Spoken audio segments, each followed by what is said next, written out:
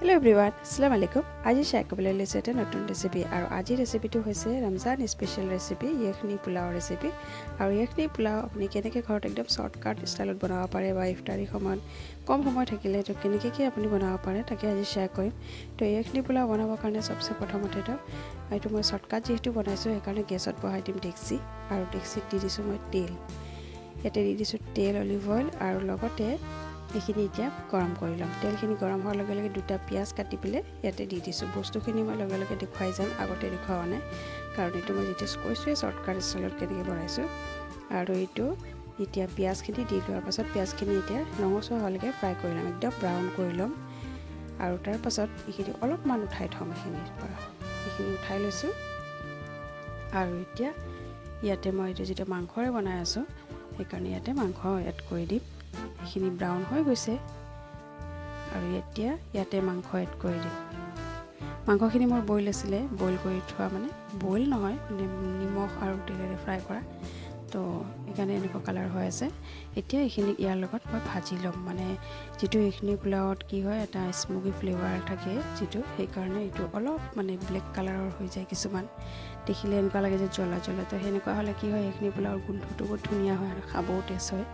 লগতে ইয়াতে চাহি জিৰা লগতে দিছো তেজপাত আৰু Yakhni Pulao মছলা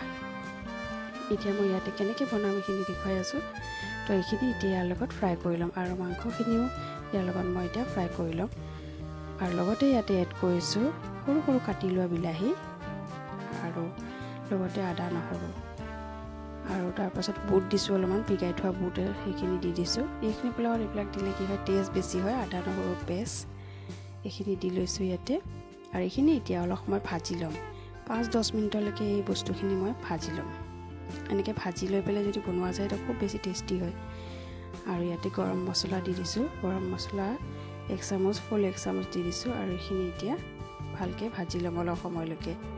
এনেকৈ চামুচৰে লৰাই লৰাই নহলে তলত লাগি যাব আৰু পিয়াজ জ্বলি যাব পাৰে সেইকাৰণে এইখিনি লৰাই পেলাই এনেকৈ ভাজি লম অলপ দেৰিলৈকে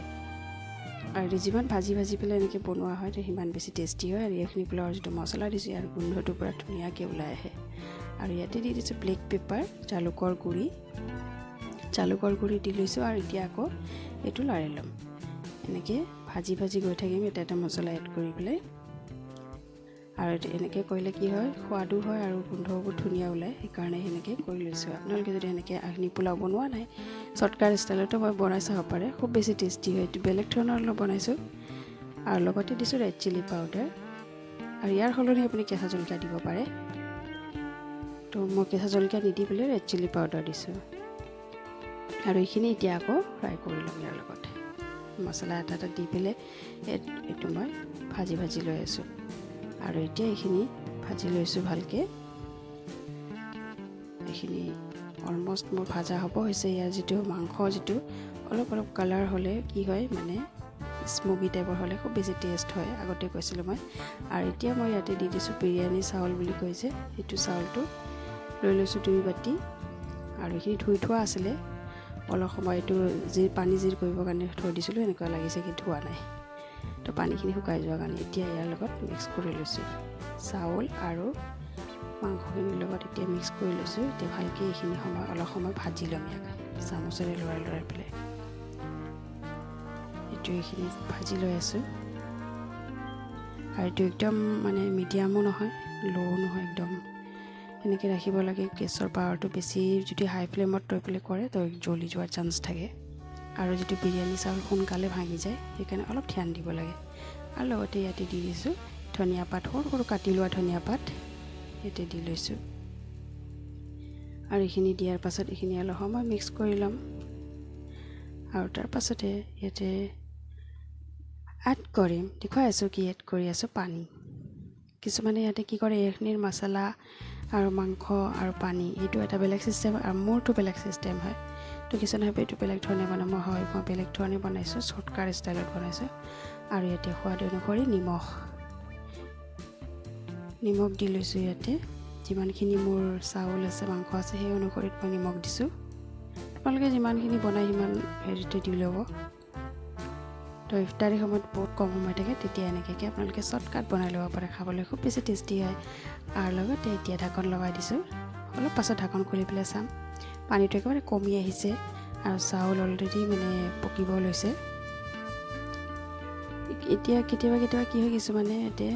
বইল কৰা চাউলটো দি দিয়ে এনেকৈও দিব পাৰে শ্বৰ্টকাট হয় তো যেনেকৈ আমি বিৰিয়ানী বনাওঁ ঠিক তেনেকৈ এতিয়া এইখিনি অলপ লৰাই লৈছোঁ ভালকৈ আকৌ অলপ ঢাকন লগাই দিম